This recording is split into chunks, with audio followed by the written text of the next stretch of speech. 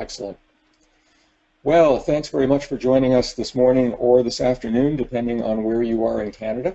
My name again is Paul Drabala, and I am one of the Learn to Play mentors. I'm mentor for a couple of the projects that we'll see today, and so I'm thrilled to be here and to take us through some of these success stories from year two over the next few minutes together.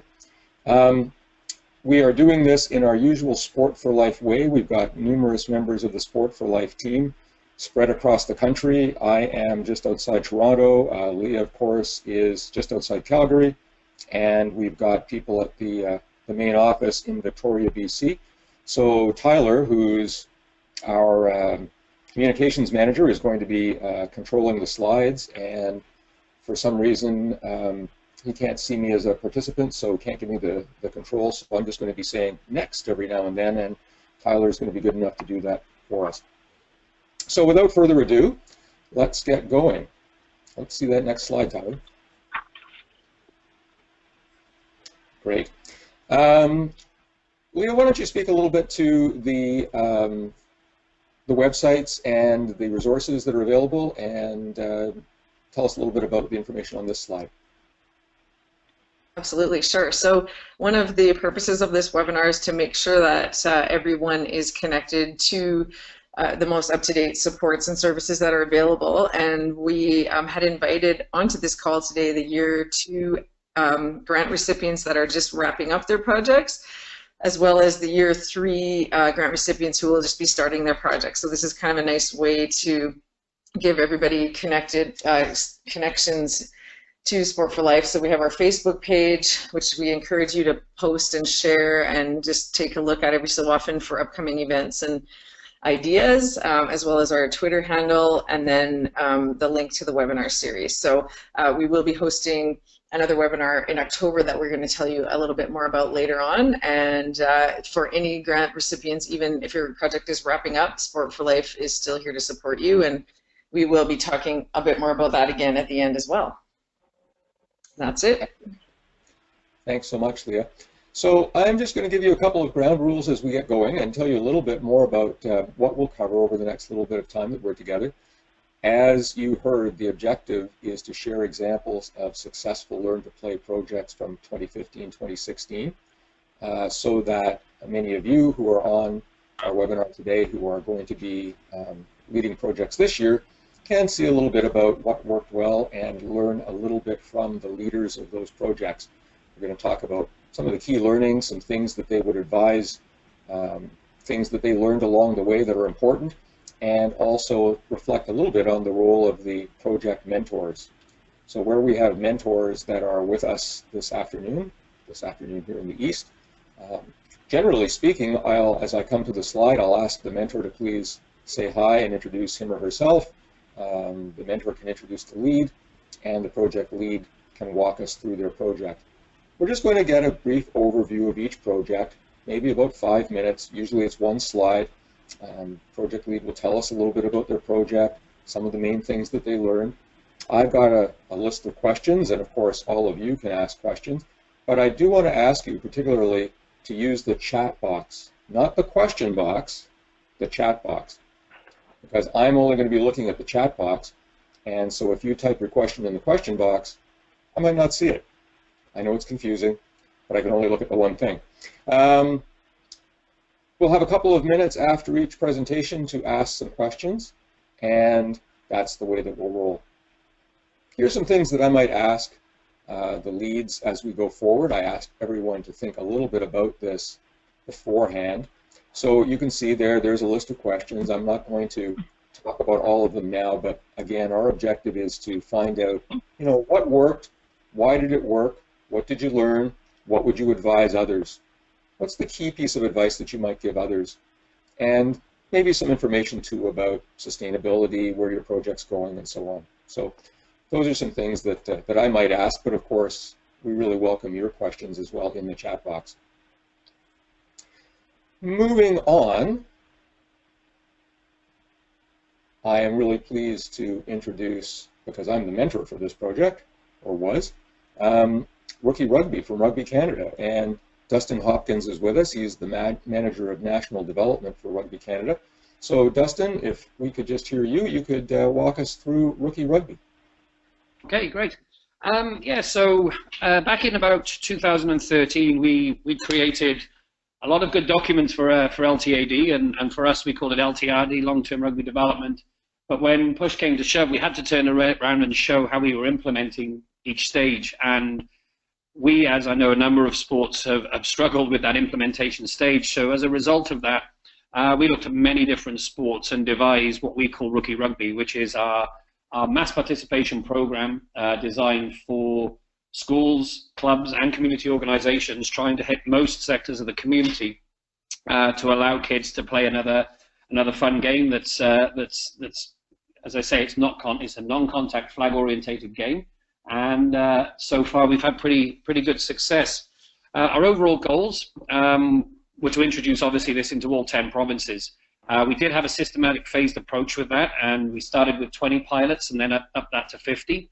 There was a lot of pushback against us to let it out bigger and quicker, but we stuck to our guns. And certainly one thing I learned from that was you learn as much from your mistakes as you do from all of the positives as well. And you know, we had some of our biggest areas, for example, that we thought would be very, very successful, didn't go ahead. And it could be as simple as just not training the right people.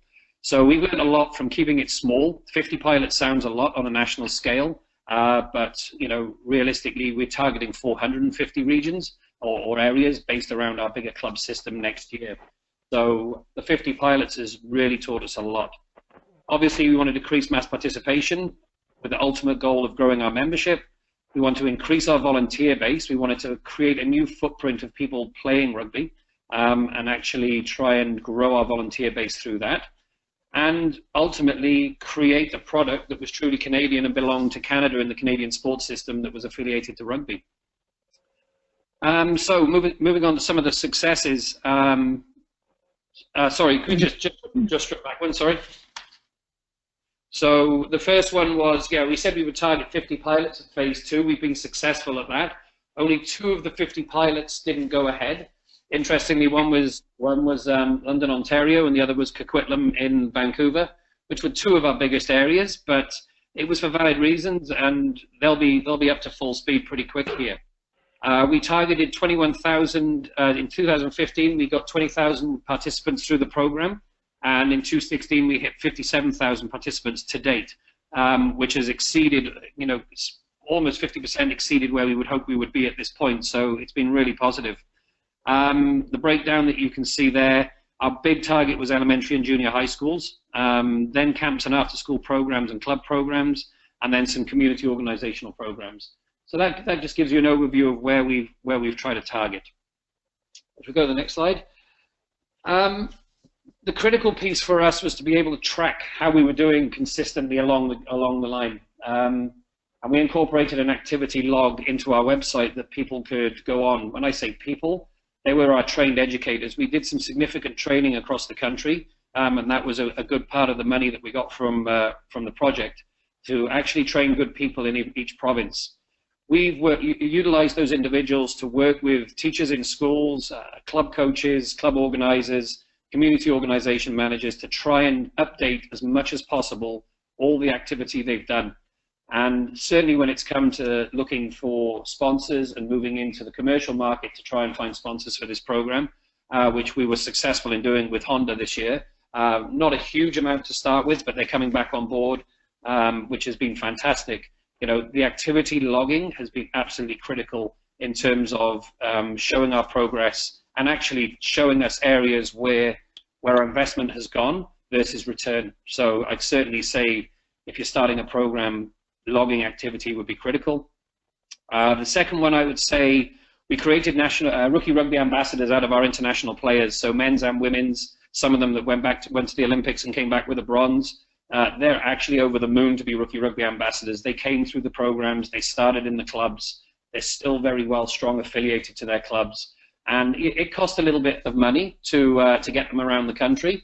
And again, RBC helped support that particular project in 2016.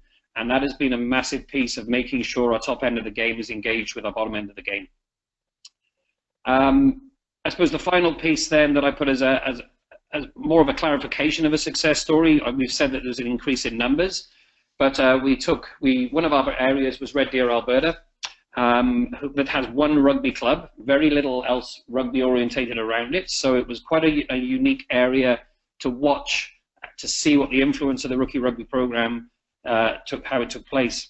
So only over 9,000 kids have been through that program, which has primarily been supported by the club, and big influence in terms of targeting junior high and elementary schools. The teachers have loved it, and the club itself now has seen a 74% increase from 2015 to 2016 in its registered members aged 6 to 12. And if we had a target, if that's what when we look back and what we really wanted to see as an organization, as an NSO, we wanted to see growth within our organization from its members. And hopefully that is a sign that if it goes well, you train the right people, you put the money and the investment in the right areas, you can see significant growth within your organization. The Red Deer has become a good model for us, and it's something that we will try as we branch out outside of our 50 pilots to really try and utilize that pilot project. Maybe not so good for inner city regions, but great for more of the certainly rural type areas. Challenges: supply and demand for kit, for equipment.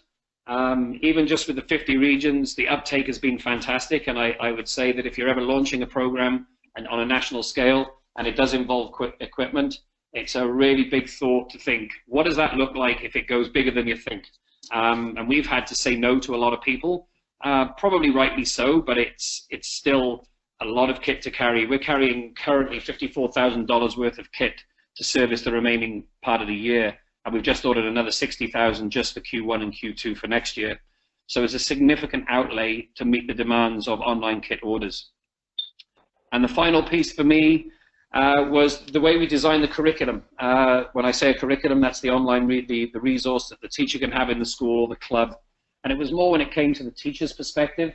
I was amazed actually when I went into schools, and maybe I should have done more research. I was expecting to see a 45-minute to an hour physical education class for an elementary and junior high, and most of the junior highs in the Red Deer region, for example, were 35 minutes with one teacher, two teachers observing, and 60 plus kids, two classes combined. Well, our curriculum was designed for an average of 30 kids with a teacher for around 45 minutes to 50 minutes. So we've had to go back to the drawing board in terms of what that looks like. Works very well in the club system, but struggles a little bit when we go into the school. So I think lessons learned from that is, if you are working with a program that you want to design to go into schools, really go in and have a look at the catchment area that you're trying to target and what are the parameters. Because a 35-minute class, you know, by the time there's 3 or 4 5-minute setup, 5 minutes by the time the kids are getting ready to wind down, it's a very, very small window. So pull that from top to bottom. Those are the key pieces that I would put forward. And again, I'm happy to discuss with anyone further direction that we're trying to go in. Thank you very much, Dustin, for sharing that with us. I think it's a fantastic program, and of course, everyone can see by the numbers that you've achieved, you know, the extent of the success. And I thought that your last point about the physical education time slots was one that I think is really useful to a number of people who I hope are on the webinar that have some contact through their program with schools or have plans to introduce or deliver programs in the schools, because that certainly is something that that we hear repeatedly, is either time slots are short or some challenges around sharing facilities, gyms, for example, and so on. So I mean, I think that's a really important thing for people to hear from your experience. As I said, if you want to ask a question, please type it in the chat box. We're probably got about a minute or so to field questions for Dustin. I think he's covered things well, and I don't have any particular questions, but I do see that, for example, Leah's added in the chat box a couple of other comments about working in schools and thinking about strategies that you can use to work in schools. I guess I will ask Dustin, did you find that the schools had any challenges whatsoever around use of outside instructors or ambassadors or any other kinds of logistical or management problems? Yes, not to a high degree, but I think certainly working on an NSO level, we're working with everyone from a York school district in Toronto, which is just huge, right down to the school district in Comox on the island, which are completely different ends of the scale.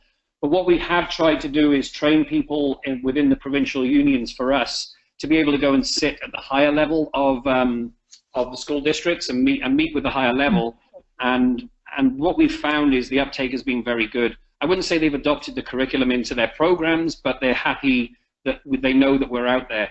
And once we discussed that with the schools have been much more open to coming in, and we've had great endorsement. Another good example, I'll just use Comox as I just mentioned. There's a club up there, and we went to the school district in that region.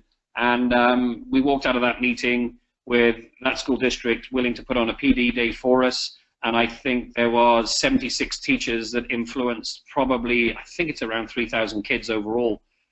So by going in at the top, we've managed to eliminate a lot of barriers going into the schools. And ultimately, it's our clubs on the ground that have been going into the schools, or some regional development offices, depending on the size of the provincial union. Okay, excellent. Well, thanks again. I don't see any questions in the chat box, so I'm thinking that your presentation was so comprehensive that, that there's not a question to ask. But I know that we didn't give you enough notice to come on today, so I do want to thank you very much for being able to come on and share with us, and helping us learn a little bit about rookie rugby, which, as I said, has been a great success and a fantastic program, and definitely a success story for Learn to Play. No problem. And I will have to step away at about 10:50, but feel free to pass my details on to anyone if they do have questions afterwards. Thank you. We will certainly do that. There's a slide at the end that lists everyone's contact information, so if you want to contact Dustin afterwards, you will see his email coming up toward the end of the webinar. Well, that said, let's move on to Atlantic, and let me ask Philip Hockman, who's the mentor for this project, maybe just to come on and say a few words and introduce it. Okay, Paul, can you hear me? Yes, I can. Okay, thanks. Okay, my name is Philip Hockman. I'm the mentor for Atlantic Canada, and I'm extremely happy to introduce Gina Fowler, who is the recreation director from the town of Hampton, New Brunswick, and she'll discuss a tremendously successful adaptive aquatics program that took place in her community. It's all yours, Gina. Thanks, Flip. So we've gone from a beautifully big program. Now we're coming down to something very small and intimate. With this adaptive aquatics program, I'm going to back it up a little and talk about our pool facility that is an outdoor pool that offers private lessons only because of the demand for private lessons. And what we're discovering is children with special needs were tapping into these private lessons, which were very pricey in comparison to the group lessons. And so because of the cost, what you would see is a child in the regular program would be taking swimming lessons, a class every day, Monday to Friday, for 3 weeks. Whereas children with disabilities would only be able to afford maybe 2 or 3 lessons, and that would be it.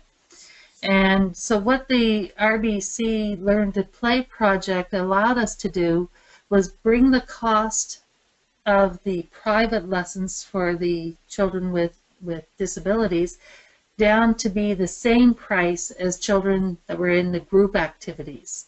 So it made it more accessible for them to come in.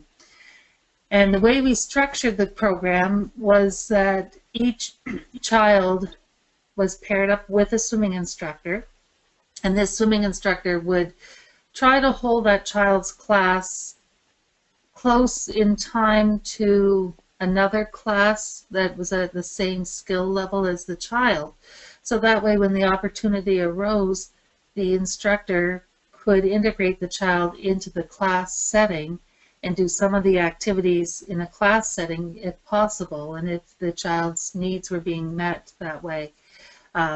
So it was really great on many different fronts, because not only did the child get that physical learning, but there was also that social and emotional connection that was happening. you'll see on our slide there's a URL there for a video that Stepping Stones did, and they came in, and unfortunately we don't allow photography at our pool, but we did make this special arrangement for them to come in and videotape one of the children in her swimming lessons. And it's a very powerful video because it really speaks to the connection that the swimming instructor makes with the children. So what happened was we have 6 hours a day that lessons go on, and we divided the classes into half-hour classes. So that meant 12 lessons each day could happen, and we run three-week programs over the summer. So that allowed for 36 spaces in the lessons. See, what else can I tell you? So I always like to say that swimming is the only sport that can save your life. But now, I think I'll change that to being that because of this Learn to Play project, it also can improve the quality of your life. So, oh, that's fantastic, Gina. Thank you so much for sharing that. And it sounds like an exceptional program. Again, if you have questions for Gina about the Adaptive Aquatics program, please feel free to type them in the chat box. But let me ask you this, Gina, because I guess you haven't had a chance to speak to it too much. You know, thinking about the Learn to Play program and the nature of the other projects happening around the country, are there any things that you would want to share with people who are just starting their Learn to Play project that you learned through leading this one? A couple of things that we learned, and again, ours really doesn't, I don't want to say fit the mold, but it's a little unique and a little different, is you have to be open to change, and you have to really listen to your participants, and that's what we learned. Because when we first started the project, we thought we would train one instructor who would teach all of the classes. And what we quickly discovered is it made more sense to have a team of instructors, so that way different children's needs could be met. Also, we had some children come, and parents approached us that there would be a small group of children that wanted to have their own class. And we were able to make that happen as well. So it really took a lot of being open and really listening to what the needs of the individual were. Yeah, it sounds like you called your project Adaptive Aquatics, but it sounds like for you as organizers of the project, being able to adapt and modify and be flexible to ensure that it was successful was a very important part of it, and probably something for all of us to think about. Yeah, definitely. Well, that's wonderful. Thank you again so much. I don't see, again, any questions in the chat box. I would encourage people who are on the webinar to ask questions. It's a great way to learn a little bit more about some things that might be of value to you as you go forward with your project. But thanks again very much, and let's move on to our next success story. Sorry, Paul, it's Leah here. I just want to interrupt for a second. It looks like somebody has their hand up. I think it's Krista. So I don't know, Krista, if you're able to use the chat box, or if you want to, we can unmute your mic and have you ask your question. And then I also wanted to maybe clarify, if people aren't able to see the chat box, is that they can check on the right-hand side and see if they can just press the arrow to open up that chat box. If anyone else is having issues with that, are there any tips you can offer us, Paul or Tyler?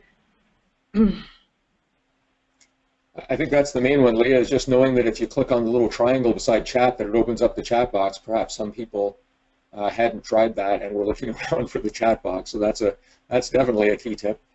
Sorry, did you say Krista had her hand up? Yes, looks like Krista and Nancy. Krista, you want to try speaking and see if you can ask your question? I'm not sure if her mic is working.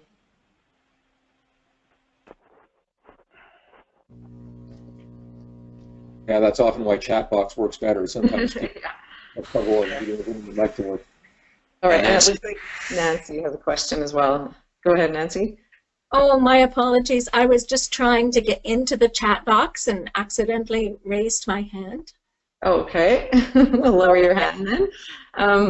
I think there's a way to, if you mistakenly, I just did this really where I hid the chat box or the question box, but then it did come back. So try looking on the left-hand side and see if there's an option to kind of re-add that to your tool, to your menu bar. All right. Well, Krista, if you are able to either type your question in the chat, that would be great, and I'll hand it back over to you, Paul. Super, and I will ask for the next slide, please, Tyler.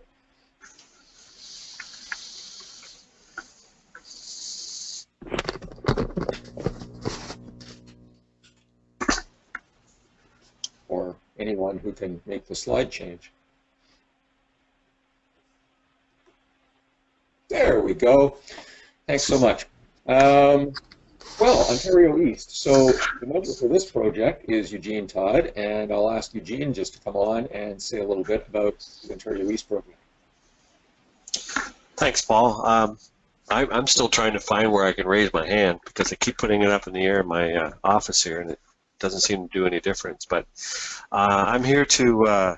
I was here to introduce the principal of Charland District High School in Williamstown, Ontario, but unfortunately Catherine Cooper, who's the principal of the school, is having some technical difficulty.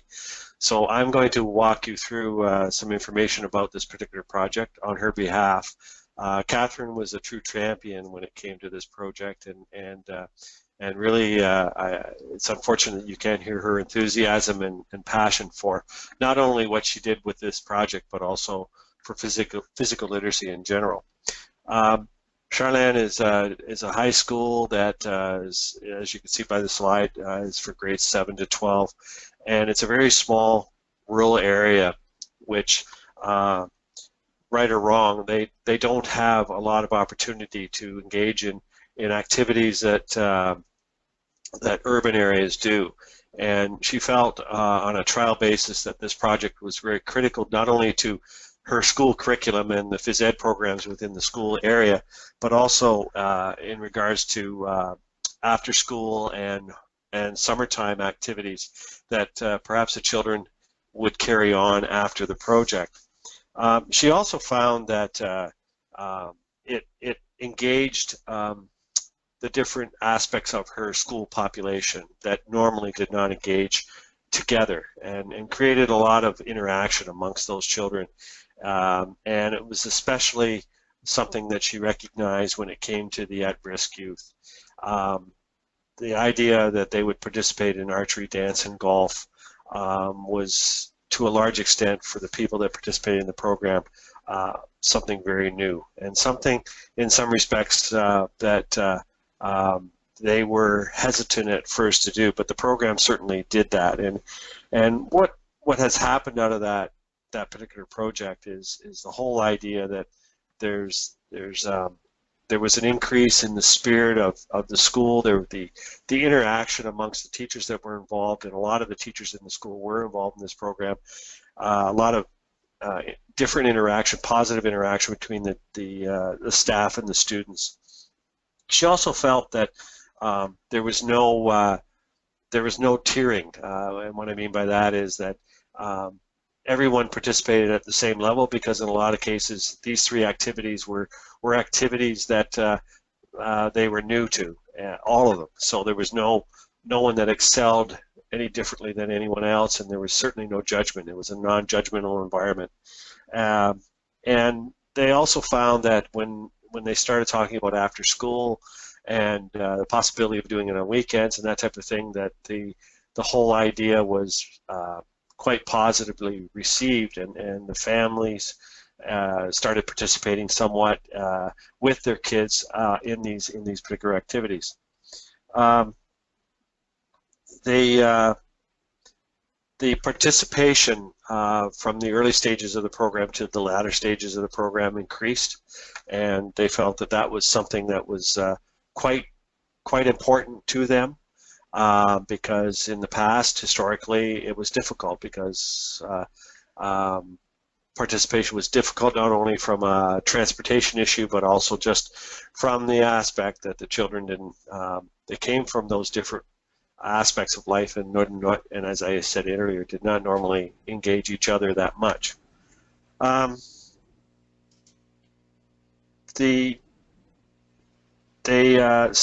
Staff had to be trained. This is one of the biggest challenges she had. Is she also found that her staff weren't necessarily all up on the activities that had been selected, and so the whole idea of having equipment that was new, having staff that were new, created a number of challenges that they overcame. And in actual fact, they had a couple of kids that moved on beyond the community and started participating in these activities, and specifically referencing archery and golf, where they actually participated out of their community, which is something that would have not happened without the program.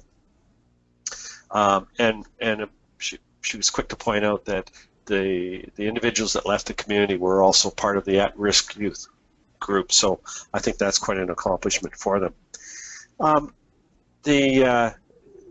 The aspect of the whole process that RBC provided in regards to the Learn to Play project was something new for Catherine, and she certainly had to immerse herself in the various things that were created through the administrative and the structural side, and but she waded through them, and she understood why they were necessary, and felt that.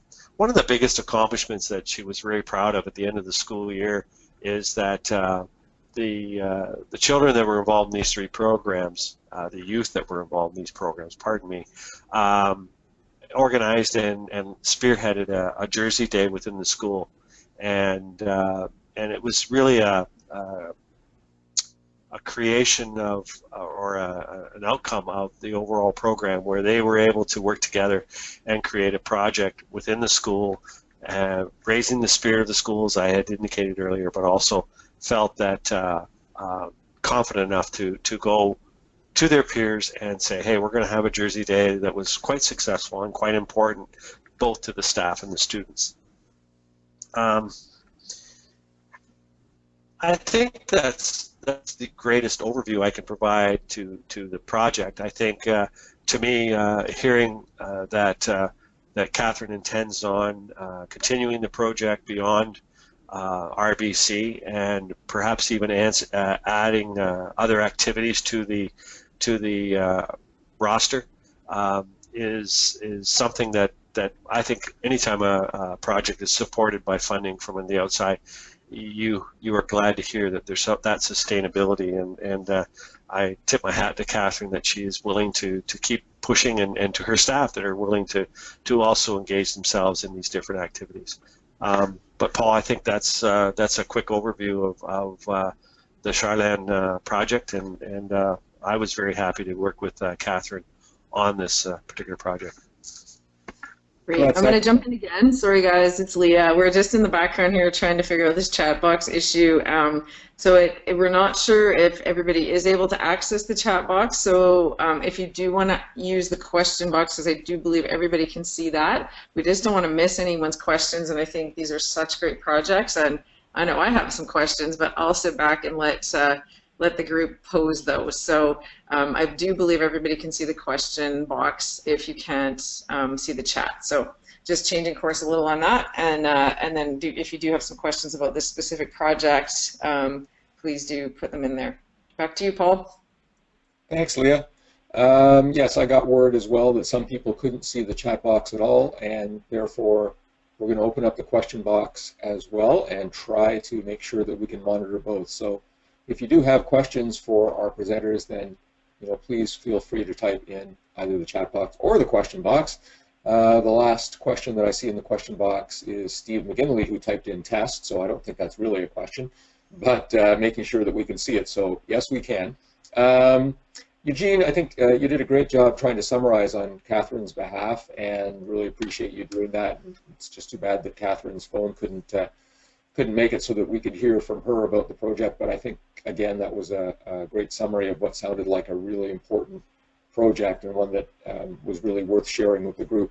I guess we had one question that I did see in the chat box, which was whether you're aware of any of the challenges that were faced in just engaging the at-risk youth and bringing them into the program. So I don't know if you've got anything for that, Eugene.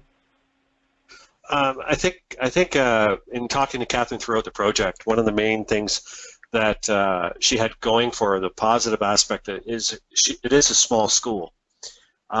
So there was a little bit of an assistance in regards to it was a small group of students that she was dealing with. But at the same time, as I indicated earlier, traditionally they did not engage in these kinds of activities or other activities. But I think Catherine would say that by the pure fact that she was able to get her staff on side as champions was probably one of her biggest selling points to the children, because as we know within the schools, teachers can have a great positive impact on children, and if they can encourage them to participate in programs outside or within the curriculum, I guess in either way in this case, that they can get them out once, they can get them out again. And as I indicated, the numbers did go up as the program went on, which probably suggests that there was a little bit of peer interaction where Johnny or Jane talked to Joey or Josephine, and they followed them to the project, so that's kind of a couple of areas. I think I don't know if that answers the question, but it certainly provides a couple of opportunities as far as what they may have encountered. Well, that's great. Again, appreciate it, and I'm sure Catherine does as well. So thanks for bringing that one to us. Let's move on as we continue our trip across the country from east to west. And that brings us to the Greater Toronto region. And for this one, I'm the mentor. So it's my privilege to introduce the project lead for this project. And her name is Susan Gerbala, who incidentally is sitting right next to me. So Susan, why don't you tell us a little bit about Markham in Motion? Great, thank you.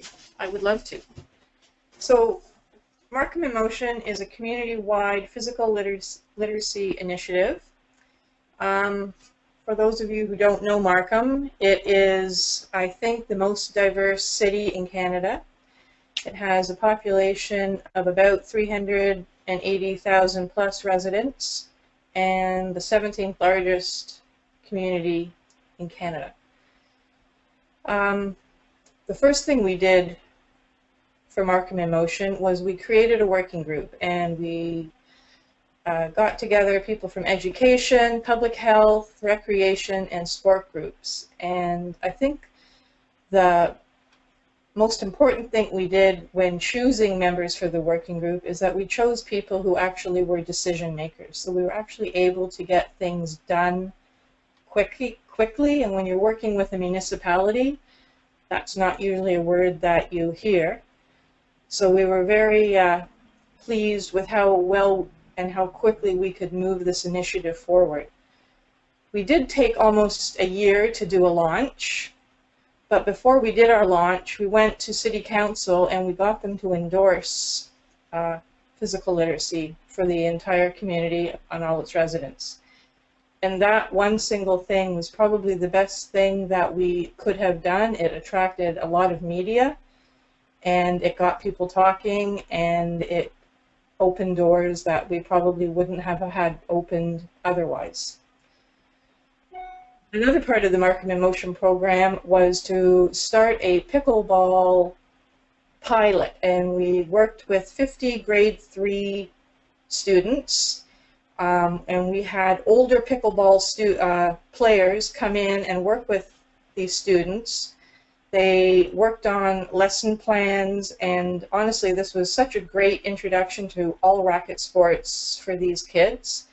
It was an 8-week pilot, and the 8th week consisted of busing all of the grade 3 students that were involved to the Pan Am Center for a mini tournament against the older pickleball players, and that was so well received by the teachers, by the pickleball players, and by the students.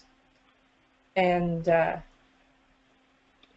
we hope to have that enthusiasm continue with pickleball in the schools. Pickleball is a very popular sport in Markham. It's converting tennis courts into pickleball courts, and it's a great activity for the young and old. One of the things that we did was to train 500 plus recreation and camp staff in physical literacy. These 500 people learned how to integrate physical literacy into the programming, and it also included a movement prep component, so that when you go into a Markham Parks and Rec program now, you will start the session off with a 10-minute movement prep that works on the fundamental movement skills, and we've got kids doing ladders and all kinds of great stuff.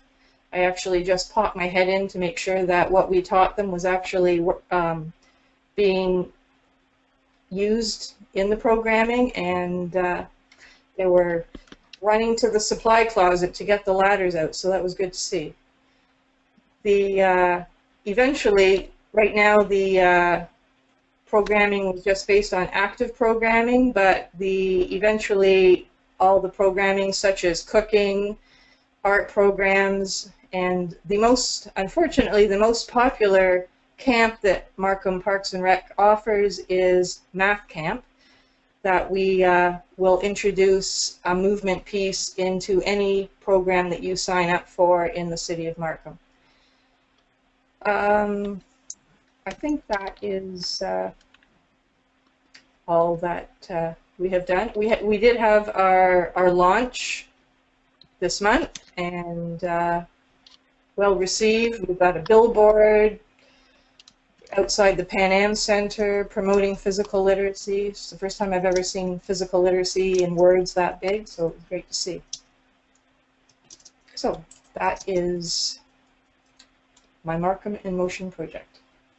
Well, thanks very much, Susan. Thanks for sharing that with us. And again, as mentor for the Markham in Motion project, as well as life partner of the project lead, I get to hear all about it. And so I've really been excited to be a piece of it and to see it grow, and to see some of the impacts already, even in the early days. But I think, again, and there was a couple of comments that appeared in the chat box that I could see around the importance of the council endorsement. And I think I might just ask you a little bit more about that, because as you pointed out here on the slide, it didn't cost council anything to do, but it really did engage them and raise their awareness. So maybe just say a little bit about, how that came to be. Like, what was the strategy that was used to get council to endorse physical literacy for all of Markham? Well, we worked together in the working group to come up with an endorsement that we wanted them to endorse, and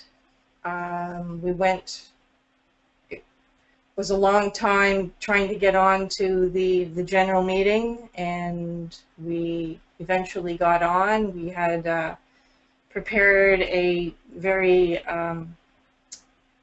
concise slideshow that I think was probably less than 5 minutes to just get their council's awareness about physical literacy and the importance of it, and it was unanimously endorsed by all members. And they actually went a step further and was looking for commitment from the school boards, both school boards in the area, and had instructed that members of the city staff to help in any way they can. So that just, like I said, opened so many more doors than we thought were possible. And the fact that the mayor came out to the launch, and with anywhere the mayor goes, the media follow. So we were really fortunate to get our word out, and we've sent an activation team now to different events. Probably last weekend we gave out literature to over 2,000 parents on physical literacy. So it was a great way to get physical literacy, people talking about physical literacy. Great, thanks. I saw one question pop up in the chat box about was the CAO involved, the Chief Administrative Officer, and I guess just answering briefly, I can say that it looked like for a moment that everybody was involved, the director, the manager, corporate communications. When something goes before council, there are a lot of staff questions asked and hoops to jump through and versions to submit and drafts to approve. But, you know, again, I think that served to increase awareness at the senior staff level as well, of course, among the councillors and the mayor, but among the senior staff, and I think that was also an important byproduct. So Eugene asked whether there was any issues with staff buy-in, and again, just to answer on, I guess, Susan's behalf, I would say staff has been very, very supportive of the project. But I do want to get to another question and ask Susan about it. There are a couple of people have asked, can you share resources? Some people are developing similar resources. Juanita asked movement prep that they're using. Is there a resource that you're using for movement prep? Well, we have been using one of the Sport for Life instructors and we've really been doing customized workshops for all of our staff. So she, you know, talks about how to integrate physical literacy into programming, and then she works on different things that are available in the supply closet of the recreation people that will provide the fundamental movement prep. I mean, there are resources online under movement prep for different age groups, and that was her guiding document, I believe. Yeah, and if you go to physicalliteracy.ca, you can find the Sport for Life movement prep resources there and download them for free. So there are lots and lots of resources available for you to use as you move forward with your projects. Well, thanks again, Susan. That was great. Really appreciated that. Let's continue moving. Yeah, so now we're in Saskatchewan. So I believe Saskatchewan brings us to Leah again. So Leah, are you going to introduce this one? Definitely, yeah. So we are really excited about this project. This is a really big region. So according to RBC, it's Saskatchewan, Manitoba, and Northwest Ontario. And so it was really hard to choose one project, but this was the one that we decided to select for this. So I want to hand it over to Alex Stoddard, who is the research lead on this project, and just pass it over to her to tell us all about their work and what they learned. Awesome, thanks so much, Leah. So our project was called Learning and Moving Together, and we worked with one elementary school in the Saskatchewan Public School Division, and while that might not seem like a lot, actually we also worked with the phys ed consultant, 4 classroom teachers and their students, so that was about 120 students. We also had research assistants helping with assessments, and then I also was able to get some students from my third year kin class to come out and help and kind of see what's going on in the gym in phys ed. So the other goal of our project was to teach physical education, obviously using the curriculum to teach it through using a physical literacy lens. So what we did here is we actually had a mentor teacher come in and help co-teach and support those teachers from January to June, whenever they had phys ed, and kind of helping them out with subjects that they might be intimidated by. So whether that was floor hockey for some, but all the way going to teaching about safe landings and how to fall with these students. And there was also, these schools also had a high population of new Canadians. So these were some things that they had never seen before. So we really wanted to increase that physical literacy. Perfect, thank you. We learned quite a bit from this project, starting off with increasing that teacher knowledge of physical literacy. The teachers became aware of the need to assess physical literacy and also plan to improve it. We actually had, before the project started, we had half days with those teachers to talk about physical literacy and what did it mean and how could they develop physically literate students. So even just going off that half day and then kind of continuing that learning throughout the whole project. We use the assessment tool Passport for Life from PHE Canada, and teachers learned about that assessment tool during those half days, but then they were also able to facilitate that assessment tool on their own, pre and post testing after the program. There is success developing physical literacy in that physical education environment, and we could see this from having post interviews with those teachers and having discussions about how they felt about the program, but then also seeing that improvement from the students on that Passport for Life assessment tool. Teachers became more aware of the physical education curriculum and the role that the development of physical literacy plays in our curriculum. And because they were classroom teachers, the phys ed curriculum is something that they seem to be less familiar with, especially because boards are so focused on numeracy and literacy. So it was really good for them to have support and kind of for us to be there whenever they needed anything little, whether it was something to help giving feedback in the class, or maybe something more major like how do we teach certain skills in this subject area. In terms of challenges, we were also challenged by the lack of space and facilities and gymnasium availability, and it was something that I think Dustin touched on earlier with the Ricky Rugby. We also, for every single one of their phys ed classes, because it's an overpopulated school, we actually have 2 classes in there at once. So we have about 60 students in a smaller gym. So trying to figure out the logistics of that. And then not only were they had 2 classes in there, but throughout the week they would switch and be paired with different teachers in different classes. So it was a bit of a struggle to try and figure out how to kind of continue their curriculum when they were teaching different things. So that was a bit of a challenge for us, but we ended up working through those barriers and kind of overcoming them. Fantastic. Well, thank you so much again for sharing. Just let me ask you a question about this one. I mean, you did go through some of the lessons learned and some of the challenges that you faced. And again, a school-based or school-oriented project, so we've heard a couple of those, and the challenges seem quite consistent. But in addition to that, I wonder if you could just share, in a nutshell, and we'll look for questions from the group as we talk about this. If you could just share, 2 or 3 things that you would suggest that any new grantee should think about in launching their project. Mm-hmm.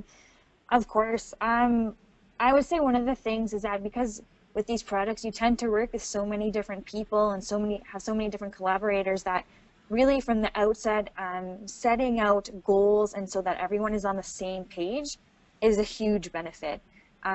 Because like with us, we had teachers, we had students, we had the phys ed consultant, we had researchers, and really it was really helpful to set out having even just like a document saying this is what we're looking for, this is what we're hoping to do, and having that clearly laid out for everyone so that everyone could be on the same page would make your project so much easier as you go throughout it. Thanks, Alex. That's a really helpful suggestion, I think, for everybody that's on the webinar. So again, thank you very much for presenting. We do appreciate that. I'm just scanning the questions and the chat box to see if there's anything. Let's see, okay, so here's a question from Steve, and I think it's directed to you, Alex. How are you sustaining this program for this year and years to come? Do you have a plan in place? Right. So with those teachers, I'm available to help them and support them in the future whenever they need anything. I think the fact that they were able to facilitate that assessment tool, they have the chance and the ability to now facilitate that in the years to come. We're also looking at kind of changing things a little bit and looking at devising a new project to get the community and the family, the home life involved as well. So we have other projects upcoming that really work with getting that parent, that home life connection, and then also creating shared model of responsibility for developing physical literacy. Great. Thank you, Alex. And thanks for sharing your project with us. Don't see any more questions right now, so let's move along to, I believe, Alberta. Great. Leah? All right. Thank you very much. And I just wanted to note that Vicki had asked a question just around monitoring and what kind of information is being collected. And we are going to spend a little bit of time on that at the end, just to remind people about the different measurement tools and surveys that are available through Learn to Play. But I think also if anybody does have any comments that they'd like to share about that, at the end of the webinar as a follow-up, we will compile any resources that are relevant and share them out in a follow-up email as well. So if you have resources you want to share, either send them via email and we'll provide that contact info at the end, or type them into the question box here and we'll compile all of that. So thanks, Vicki, for just getting us tuned to how are we measuring what we do and sharing that impact. So on to Alberta. So this, because I do live in Cochrane, it's much easier for me to get out in person to be able to visit some of these projects. I'm sorry, Alex, I couldn't get out to Saskatoon and see your project in action. But with this one, I did have the privilege to go out and observe one of the dance classes and just watch the magic taking place. I guess I felt was really impressed with just the way that this project was rolling out and how unique it was, and that we don't have a lot of physical literacy projects in the dance realm, although there are more and more popping up. So I'm just really excited to have Juanita on board to share about the project. So I'll just pass it over to you, Juanita. Hello, and thank you, Leah. I'm here today on behalf of our lovely lead, Andrea, who couldn't be, so I will do my best. Our project is a fundamental movement project for dance. So what we are at Footprints Dance Project, it's a nonprofit company. We aim to provide dance programming for children and youth that are at risk. So it's no cost to them, and there's very quality instruction that happens. What we ended up with this year, thanks to RBC, is we managed to get a year-long program. We actually had 4 different classes running. There were 2 for younger students, 6 to 8 years old, and 2 for a slightly older age range, 9 to 13. And we got to watch them as they progressed and kind of develop this movement tool. The movement tool is our ultimate goal here, and it's an online resource that we're developing for recreation community leaders and school teachers, basically anybody who wants to use dance for physical literacy or just teaching dance in general. It's about how to actually target those fundamental movement skills to increase physical literacy in this kind of fun, interactive manner, and hopefully making the dance better as we go. So we're currently in the draft stage of the online tool, and finished draft number 1, and hopefully it'll all be finished for the end of October. We've run it by a few little people, such as teachers, other dance instructors, physiotherapists, occupational therapists, that sort of thing, just to make sure that everything is good to go. Initial feedback has been pretty positive, so we're really excited about it. Hopefully, if everything keeps going on track, in the next few months, we're going to release it out into the school system. Hopefully by Teachers Convention, which is something that happens in February in Calgary, we'll be presenting it there and opening it up to teachers and teaching them how to use it, just as a tool that anybody can use for any amount of time just to increase these skills. Our biggest learning was documenting what we actually need for a successful program. There are things that as dance teachers we find very obvious, but when you actually break it down, you realize how important they are. And what we realize is that you get no skill development unless the kids are confident and motivated and happy. So making that environment where they are confident, motivated, and happy, a nice safe space for them, was the #1 priority. And if we had that, then they were able to experiment with their bodies, kind of move around, figure out their movement vocabulary, and they were much happier to try out anything that we gave them and really grow in what they could do, and just by being in that kind of supportive environment. So for the particular kids that we're working with, they don't have a lot of that. So that was really wonderful to see them really blossoming in that environment. And that's basically it in a nutshell. I'm not sure if anyone has any questions. Well, I just wanted to jump in. One of the things that struck me was the use of like fundamental movement skill terminology within the dance lesson. Maybe you could just talk a little bit about your process in kind of observing the dance instructor and sort of doing that more of that whole part whole you know, where you're taking the lesson and then just tweaking it? And how did you integrate that physical literacy piece into it? Absolutely, that was very fun to do. When we talk about fundamental movement skills, so I have an anatomy background and I was teaching anatomy at university. And so when I look at it, I'm looking at pure biomechanics of what is weight transfer, you know, horizontal, lateral movement, those sorts of very technical terms. But those are the sort of things that most people don't understand unless you have a degree in kinesiology.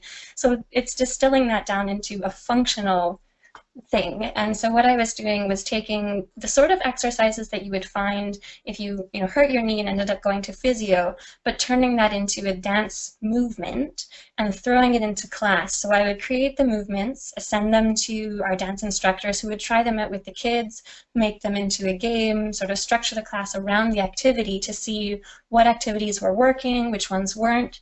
And there were definitely a few that were so successful in increasing how the kids moved, and we would just observe. So every week we're taking videos of these kids and saying, oh, you know, they're a little bit too backwards in their heels this week, let's address that. And I would pick activities that would hit that target area, and then the dance teachers would try them out just to see how it goes. So back and forth, it's been quite a while of back and forth, and we think we've narrowed it down to the ones that really work. And they're the ones that you don't have to have a degree in this field to know how to do them and to learn how to do them correctly. And that was our ultimate goal. That's excellent. Again, thank you very much, Juanita, and thanks, Leah, for introducing this one to us. So again, I continue to scan the question box and the chat box, and I am trying to answer questions as they come up by typing in if they don't come up in time for the speaker to answer them. So I'm trusting that you're seeing some answers appearing there, and that maybe they're even useful answers. Let's see, have we got anything new to ask before we move along? I don't see any, so I'll thank you again, and let's move on to British Columbia. There we go.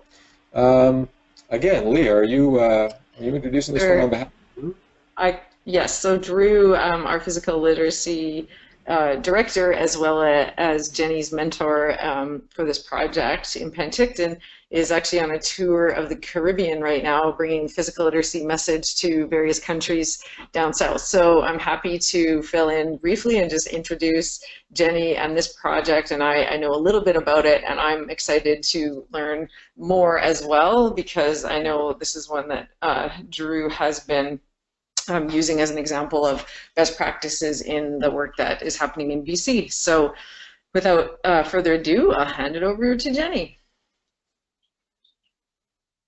Hi there, thanks. Yeah, so my name's Jenny. I'm calling in here from Summerland, BC. I have two roles in the school district here, one as a PE teacher and the other as a health promoting schools coordinator. So I just wanted to first express my gratitude to RBC and Canadian Sport for Life for this opportunity. It's been just such a pleasure to be part of, and a huge shout out to Drew, who's not hearing this, but who's been such a huge support for us through our process, from sharing resources to just being a sounding board for ideas, and also connecting us with other people that are doing such great work across the provinces.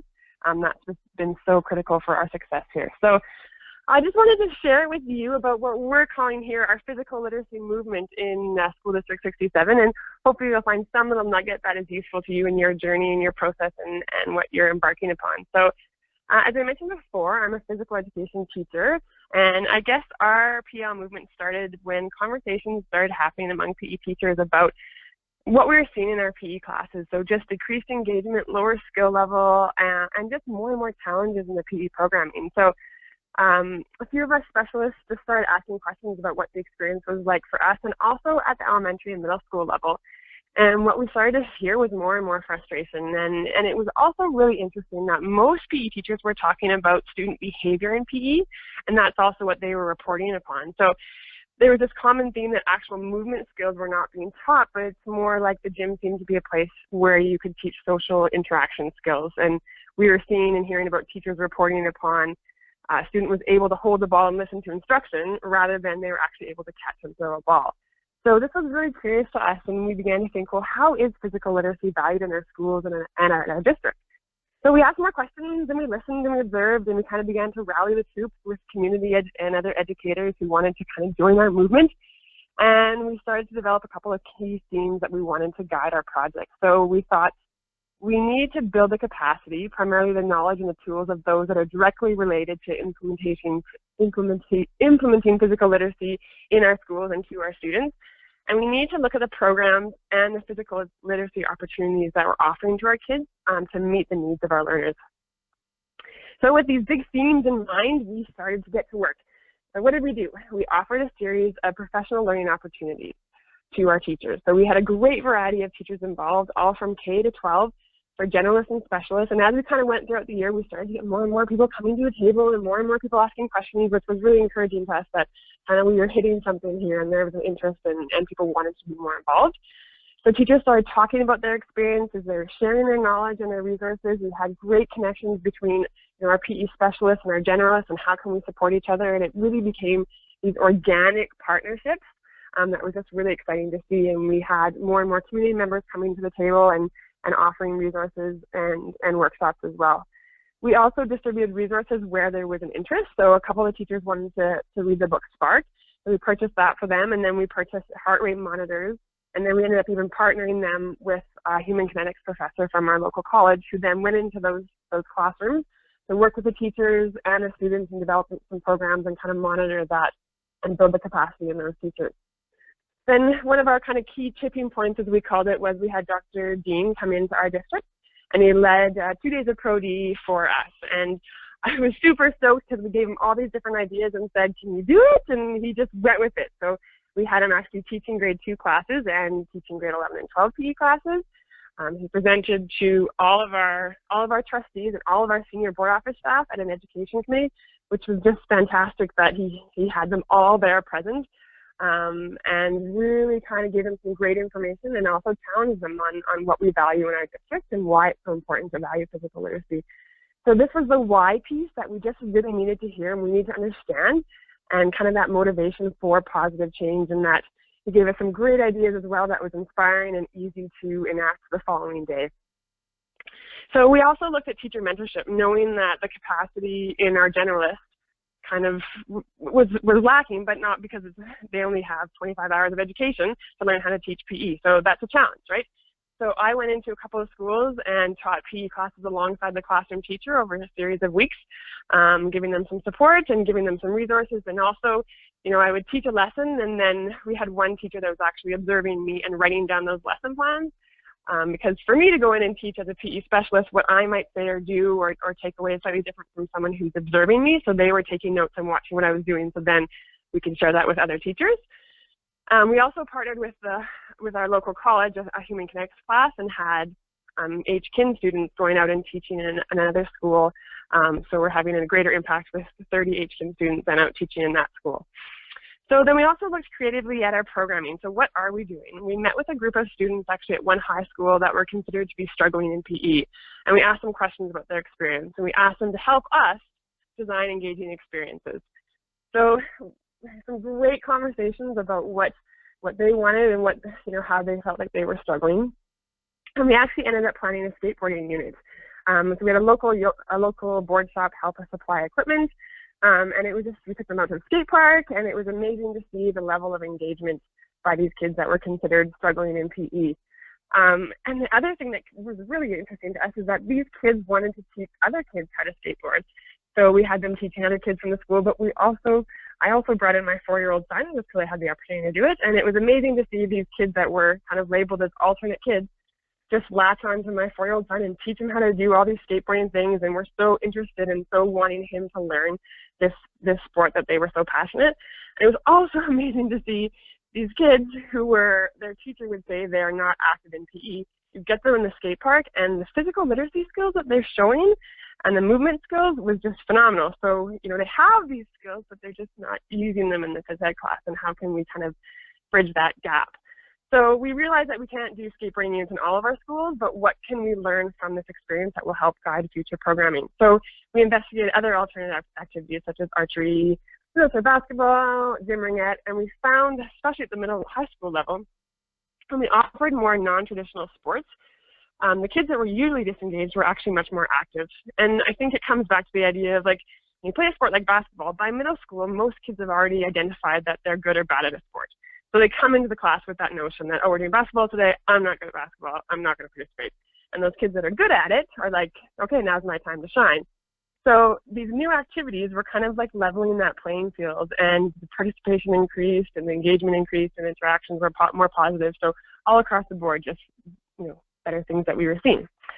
So we were also really, in a little plug here, we were also really thrilled to be involved with the documentary No Running, which was just released. If you haven't had a chance to check it out, I'm totally 100% biased, but I think it's really awesome. So it actually highlights this skateboard unit that I was just talking about, and it's a great kind of introduction to physical literacy, a great 40-minute documentary that's easy to share, and a great tool to kind of share broadly.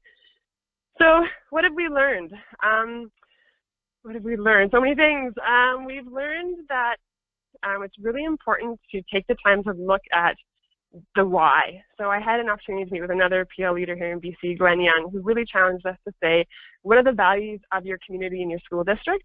You know, and from day one, you're not going to get them to change. Okay, right, you know, flip a switch, and now we're valuing physical literacy as number one, because we know in most school districts it comes down to numeracy and literacy and those sorts of things. But how can we show that actually if we take time to focus on physical literacy, then your academic success is going to go up? So we're trying to kind of find out, okay, what's our end point, and then how do we get physical literacy in there? To take it slow and to ask questions and be reflective along the process. That teachers and educators want to offer quality programming, but they don't always have the training. So how can we, and they're overwhelmed by the amount of resources, great resources that are out there. So how can we support them along that? It's exciting for us moving forward because our teachers are working on a district-wide vision for physical literacy, looking at what do we want our kids to walk away from having in PE, how do we want them to feel about being active when they graduate and when they leave physical education programming. We're looking at reframing our units from sports to maybe more fundamental movement skills. We're looking at creating stronger learning teams, so, you know, partnering with PE specialists, generalists, families of schools, students, and community experts. And I'm advocating at the board level to sustain funding so that eventually there's funding for maybe not PE general or specialists in every school, but people that can support that. And I think the biggest thing for me and for our team is not to be afraid to ask. So we ask for support, we ask questions, we asked our local board shop, we were looking for some skateboards and they gave us some. So, you know, sometimes you'll get a lot of no's, but we just keep asking and keep knocking on that door, and it's been a really fun ride so far. So that's my story. Well, that's fantastic. Lynn Joe typed in the question area, wow, wow, wow, wow.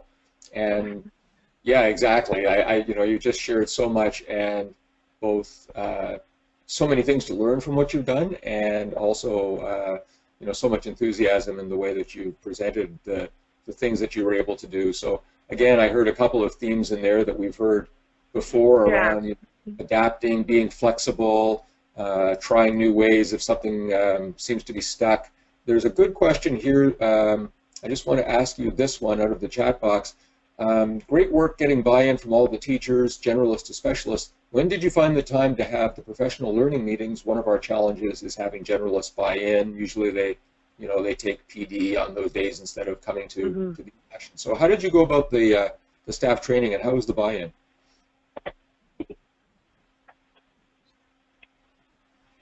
Professional learning days throughout the year, so we just targeted those days, and a lot of it was really just me or other kind of people phoning someone or saying, you would be really great at this, and I think you should come to this day, and we need people like you on board with this, and I know that you and so it was really just that personal connection and that personal invitation to say, you're a champion at your school already, and we need you here, and so just that face-to-face connection was really kind of our go-to model of recruitment. And then also having conversations with administrators about realizing that, sure, you're looking at academic success for literacy and numeracy, we get that, but do you realize how physical literacy and physical activity and movement will actually help that, right? And those kids that aren't listening or not sitting still in the classroom, well, actually, if you do some physical literacy and movement, this will actually help that. So really trying to kind of use that as our leverage, I guess, to get physical literacy in the same page as other literacies. Yeah, and again, you know, something you just said there in passing was incredibly important, because I just had this conversation with somebody yesterday. You know, if you ask people for help by email, you might get a 5% yes response rate, but if you ask people face to face, you probably get about a 75% yes response rate. And just your method of going and asking people face to face for help and to get involved, I think, is definitely the way to go, and a very important thing for everyone to think about, and not to be skipped over too lightly as we talk. And I mean, sometimes it takes longer, but it's also, I mean, I so enjoyed all last year the amount of time I got to actually just talk to people, right, and to tell them how great they are. I mean, people love to hear how great you are. So, you know, you're just kind of always being that cheerleader and saying, you know, we need you on board, and you're making such an impact, and it's people like you. So that's just what you're just being a constant cheerleader, but it's fun to do. Well, it's fun to do, so let me tell you, you're great, and this was a great project. Thanks so much for sharing Thank you. It's really exciting. So great stuff. Let's, as we come around now, I want to keep it to the 90 minutes. So let's just take a look at what we've got left. Here is the panelist contact information for all of you. Of course, the session's recorded. You'll be able to access it again, but if there was anybody who you heard speaking or you had questions of that you didn't get a chance to type in the chat or in the question box, or you're interested in their resources or what they did, here they all are. So a great chance to connect and to follow up and find out a little bit more about what they did. Again, every single one of them was a great project and a great presentation, so appreciate that very much. Next slide, I think, is something for Leah to talk about. No, it's something for me to talk about, I guess. Just a little bit of a wrapping up and little closing reflection here. So thinking about all the projects that we've heard about from across the country, and starting out with that one national project from rugby, we heard a lot of great impacts, accomplishments. We heard some challenges. People shared some challenges. They shared some things that they learned. Didn't have a lot of opportunity to talk about the mentors. You know, how were they effective and helpful? How could they be more effective? I did ask some people what advice they would share. So, you know, I'll just take a second to circle back to that mentor question, and just take, you know, 2 or 3 minutes. I'd certainly welcome hearing from any of the mentors, but I'd welcome hearing from any of the project leads as well, in terms of how did you work effectively with your mentor, and what else could your mentor have done? You know, what other support could you have got? So while I wait to see if anybody has any questions there, I'll pick on a couple of mentors. Maybe I'll start with, well, I'll start the same way we started today, going from east to west. So Philip, if you could unmute, let me ask you for, yeah, thanks. Again, about, you know, kind of reflecting back on the first year, is there anything that you think that was especially effective, or is there anything that you think that you'd like to be able to do that would be more effective to be a mentor for these projects?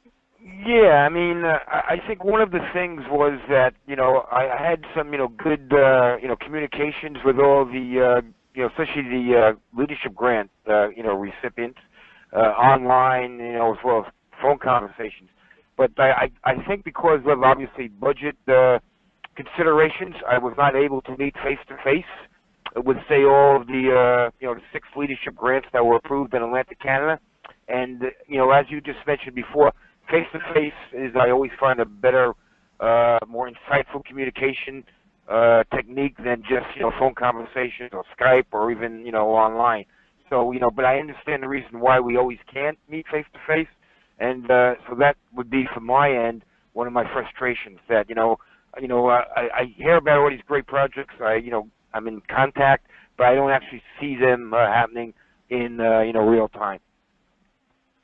Yeah, thanks for sharing. I know that that is very, very important, and obviously we as mentors can help more if we have a closer connection and understand the projects better.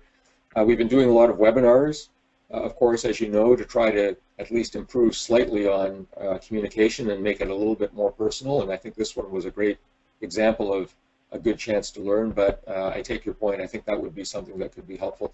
Leah, I'm going to ask you, as the leader of the mentors, the head mentor, Just to comment, on some of your thoughts about how maybe the grantees could use the mentors more effectively. Sure.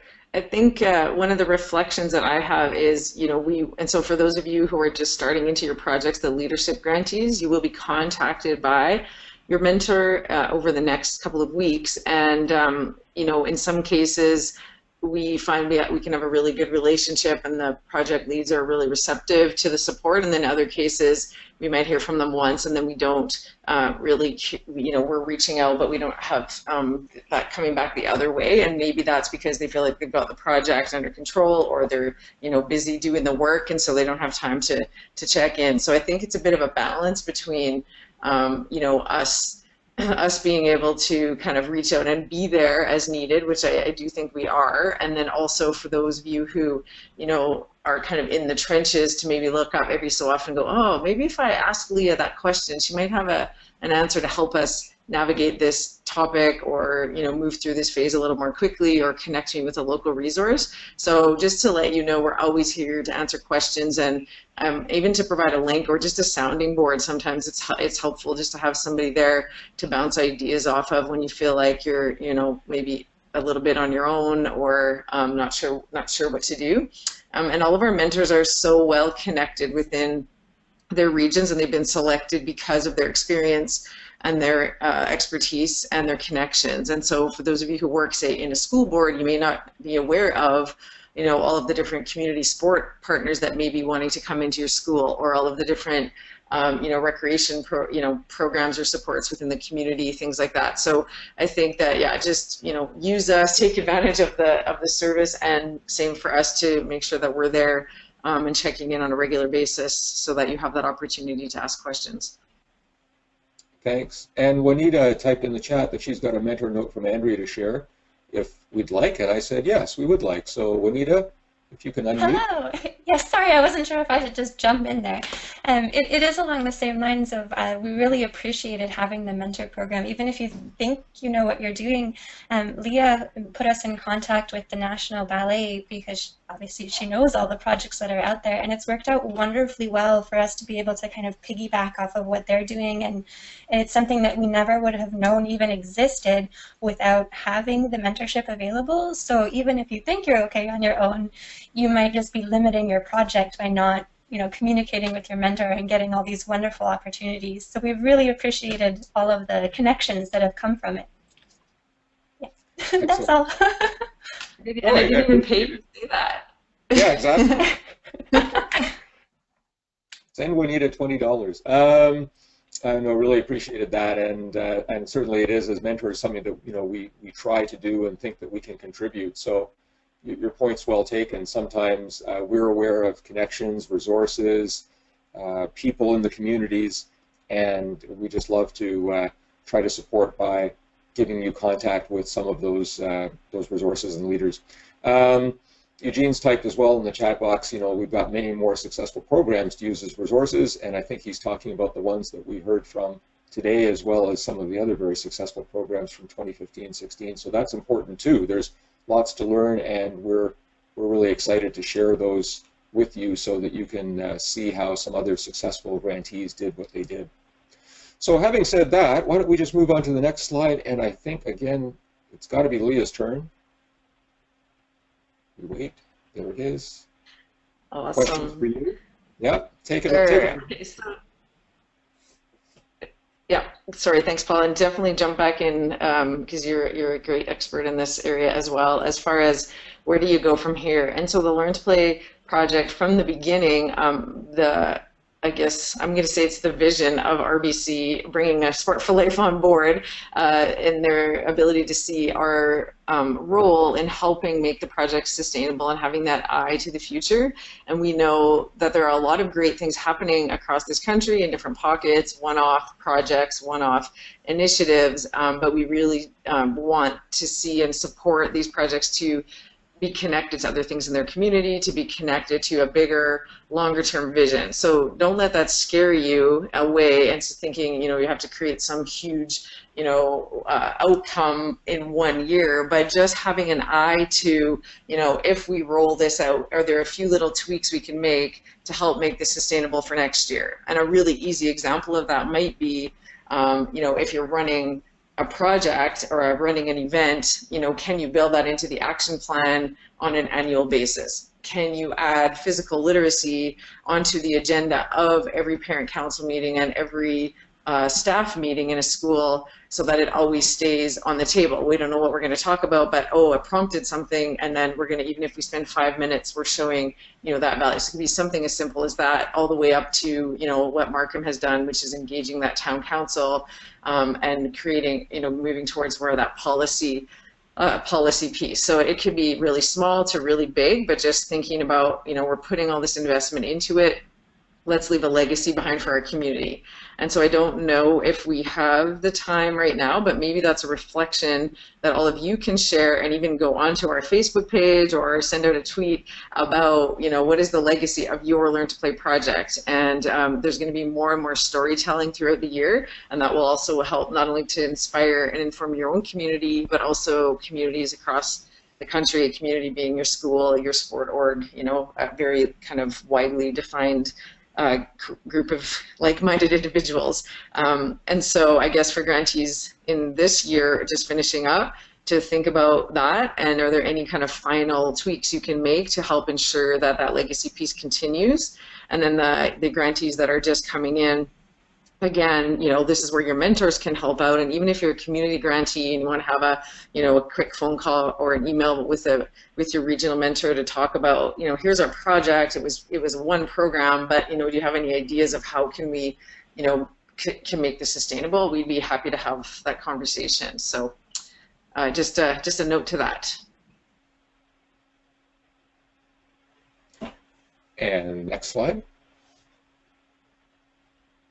And so I wanted to put a plug in here for the supplementary tools, and I think this comes back to Vicky's point earlier about how are we measuring and what are we measuring, and so we can see our successes. And I think many of you have attended or have listened to the recording of the webinars from last week, and I just wanted to put a plug in early on so that you sign up right away, even if your project hasn't started yet. Just go on to the website to access those supplementary tools. Now, this is one example. There's a training event. There are other surveys on there, depending on which type of grant you have. They're really easy, user-friendly, and Propel is excellent at answering questions one-on-one. I mean, they phone every grantee individually and spend the time going through. So they're always there to support because they see the value in the data, but it's not just for a national to say that, that the project has been successful, but you get a really powerful report back to you. So what you're measuring is something that's going to be able to be shared in your community about the impact of your events, your services, your initiatives. So go on and sign up and get those, get a plan in place to collect that data. And then the next slide is just how to stay connected with our network. And we really want to, this is the last year of the Learn to Play project. And so our mentors are keen, they're excited about all the things that are happening across the country. So whether you're winding down your project or just starting, we encourage you to stay connected. So I think you've seen most of this before, and if you haven't, then please do, take some time to go through this slide, check out the links, anything that piques your interest, follow up on, and know that you're part of a network, and it doesn't end when your Learn to Play project ends. We're still here, and we're actually launching a new initiative called Physical Literacy for Communities to help continue this work beyond the RBC Learn to Play. And Tyler read my mind. So just as we wind down, we want to direct you to the Physical Literacy for Communities webinar, and we are going to provide a bit more background on this. And it's really come out of all of the learnings that we've gathered from working with communities and champions like yourself. And what is a way now that I started working on this in my community in Cochrane almost, well, I think it's more than 10 years ago now, and our progress was really, really slow in the beginning because we didn't have all the examples and the same kind of supportive environment and awareness that we do now, and I feel like we've learned so much over that time that we have the ability to really accelerate this and make things happen, you know, in a relatively quickly amount of time, obviously letting relationships and circumstances develop, but that we're a lot wiser than we once were. And so I think to be able to culminate all of that and share it with interested communities and champions across the country is going to be our legacy from this project. And so if you're interested to learn more about that, it's Wednesday, October 12th, and that's a Pacific Standard Time link, but when you go to register, it will show up, I think, in your time zone. So I won't convert all the time zones because you guys are all in different parts of the country there. But you can definitely go ahead and register for that and then learn more. It's just be a quick 1-hour webinar with a chance to ask questions and find out a little bit more as well. Moving along. So some more websites. We just updated the physicalliteracy.ca/learn-to-play portal. Check back there for just the most up-to-date links on webinar links, upcoming events, and things like that. And then you have the other Sport for Life, etc. links that we had mentioned earlier. Please do tweet or Facebook about the workshops today. Or the information you learned today. I've been trying to send tweets about each project as we've gone through them. But we want to just create the excitement and keep promoting the great work that we're doing. So as you see here, we've got the regional coordinators or regional mentors listed. There is going to be a French webinar on Sucesses coming up. And Tyler maybe can chat those dates in the type box, type those dates in the chat box for us. Excuse me. And so you can email your mentor directly if you don't hear from them within the next sort of week to 10 days. We're just finalizing our mentor kind of assignments and over the next couple of days. So you should be hearing from them sooner than later. If you're a leadership grant, if you're a community grantee, you're more than welcome to reach out. But it's just a little bit of a different relationship that way. But we're always available to answer your questions and provide some guidance or even connect you with other projects that are similar to yours. And I think that brings us to the end, doesn't it, Leah? Last slide, yeah. So any final comments, questions? Well, in case there aren't, or while we wait for them, I would just like to say thank you all very much. Thanks especially to our presenters for sharing their projects with us. A lot of really fantastic projects. Exciting to hear about them and learn from them. Thanks for the mentors and all the work that they do, but of course, particularly today, for introducing their projects and their leads, and for Leah for leading the whole process. So, you know, back to that note about cheerleading, you guys are great to work with and really appreciate the time that you've taken, all of you today, to share. Yes, and just wanted to make a note of Lynn's comments here from Active for Life about the importance of parent education, and one of the webinars we're planning for probably late November, early December is going to be about engaging parents and how do we engage them, you know, in the different sectors. So watch for that as well. And like I said, we love this stuff. We live it. We breathe it every single day. And so we're always keen to share, provide advice, and see some linkages. So, and thanks so much to Paul for helping to coordinate and for everybody who contributed. This was a big coordinated effort on everybody's part. And so a big 3 cheers to everybody who participated and everybody who attended. Yeah, thanks very much. And on that note, I think it's time to say goodbye. So thanks for attending. Look forward to participating in our next webinar, and of course, success in your projects. And that's all for today. Bye. Thanks, everyone. Have a good day.